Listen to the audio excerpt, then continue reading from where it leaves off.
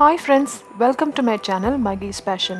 இந்த வீடியோல கிளைமேட்டுக்கு ஏத்த மாதிரி சுட சுட சூப்பரான மிளகு ரசமும் பொட்டேட்டோ ரோஸ்ட்டும் தான் பார்க்க போறோம். வாங்க வீடியோக்குள்ள போலாம். மிளகு ரசத்துக்கு ஒரு வாணலியில 2 ஸ்பூன் மிளகு எடுத்துர்க்கேன் ட்ரை ரோஸ்ட் பண்றதுக்கு.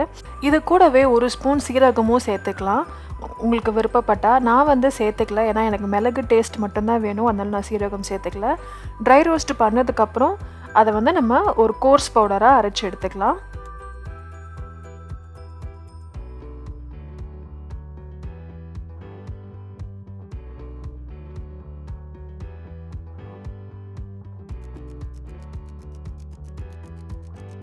ஒரு வாணலியில நான் வந்து நல்லெண்ணெய் சேர்த்துக்கிறேன். நீங்க விருப்பப்பட்டா கடலெண்ணெய் இல்லனா நெய்ல கூட செய்யலாம்.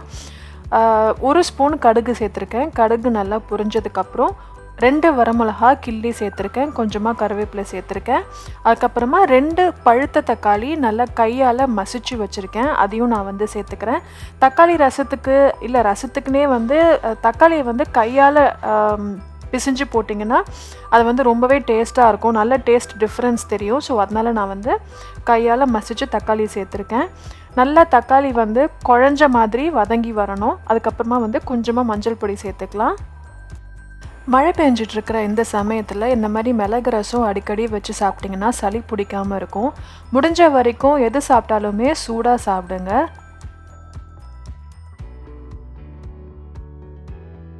தக்காளியை வதக்கும் போது நல்லா இந்த மாதிரி ஸ்மாஷ் பண்ணி கரண்டியால் ஸ்மாஷ் பண்ணி நல்லா வதக்கி விட்டுக்கோங்க. தக்காளி நல்லா வதங்கினதுக்கப்புறமா நான் வந்து சின்ன நெல்லிக்காய் சைஸ் அளவுக்கு புளியை கரைச்சி தண்ணி எடுத்து வச்சுருக்கேன். ஸோ அதை சேர்த்துக்கலாம்.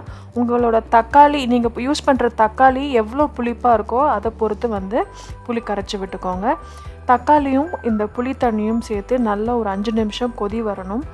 பச்சை வாசனைலாம் போனதுக்கப்புறம் நெக்ஸ்ட் நம்ம வந்து பருப்பு தண்ணியும் கொஞ்சம் பருப்பும் அதில் வந்து விட்டுக்கலாம்.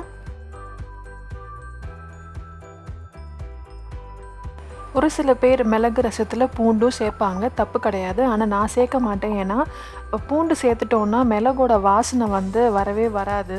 பூண்டு தான் வந்து ரொம்ப டாமினேட்டிங்காக இருக்கும். ஸோ அதனால் நான் வந்து பூண்டு சேர்க்க மாட்டேன். நீங்கள் உங்களுக்கு விருப்பம் இருந்தால் பூண்டு சேர்த்தும் செஞ்சுக்கலாம்.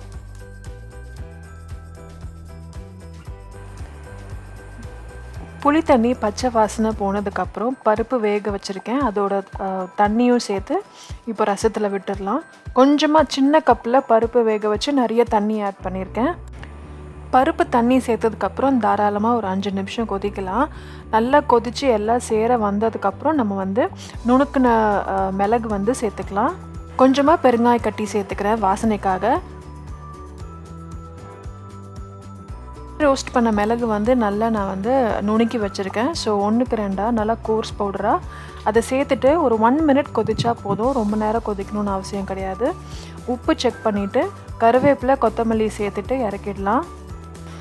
இந்த கிளைமேட்டுக்கு சூப்பரான ரசம் வந்து மிளகு ரசம் தான். நல்ல சுட சுட சாதத்தில் நெய் சேர்த்து இந்த ரசத்தை விட்டு சாப்பிட்டிங்கன்னா நல்ல தொண்டைக்கு எதமாக இருக்கும்.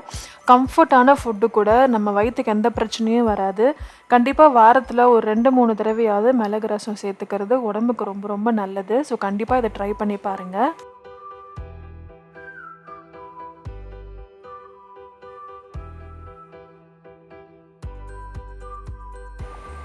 ரசம் ரெடி ஆகிடுச்சு. இப்போ வந்து உருளைக்கிழங்கு ஃப்ரை பண்ணிக்கலாம். நான் வந்து பேபி பொட்டேட்டோ எடுத்திருக்கேன்.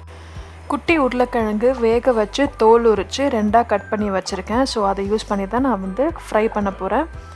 ஒரு வாணலியில் எண்ணெய் சேர்த்து கடுகு கறிவேப்பிலை காஞ்ச மிளகா சேர்த்ததுக்கப்புறம் பேபி பொட்டேட்டோ சேர்த்துருக்கேன். இதுக்கப்புறம் உப்பு, வெறும் சாம்பார் பொடி, இது 2 பொருள் தான் நான் சேர்க்க போகிறேன். வேறு எந்த பொருளும் சேர்க்க போகிறதில்ல.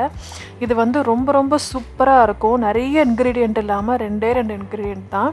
வேறு எதுவுமே சேர்க்கணுன்னு அவசியம் கிடையாது. ரசத்துக்கு ரொம்ப ரொம்ப சூப்பரான காம்பினேஷன் உருளைக்கிழங்கு ஃப்ரை. உப்பு காரம் சேர்த்ததுக்கப்புறம் நல்லா ஒரு 5 மினிட்ஸ் ரோஸ்ட் பண்ணி எடுத்துட்டா உருளைக்கிழங்கு ஃப்ரை ரெடி ஆகிடும்.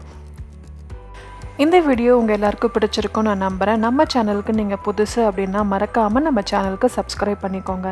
நான் இன்னும் ஒரு இன்ட்ரெஸ்டிங்கான ரெசிபி இல்லை இன்ட்ரெஸ்டிங்கான வீடியோவில் உங்களை வந்து மீட் பண்ணுறேன். Subscribe to Maggie's Passion. Let's celebrate our passion. Bye guys.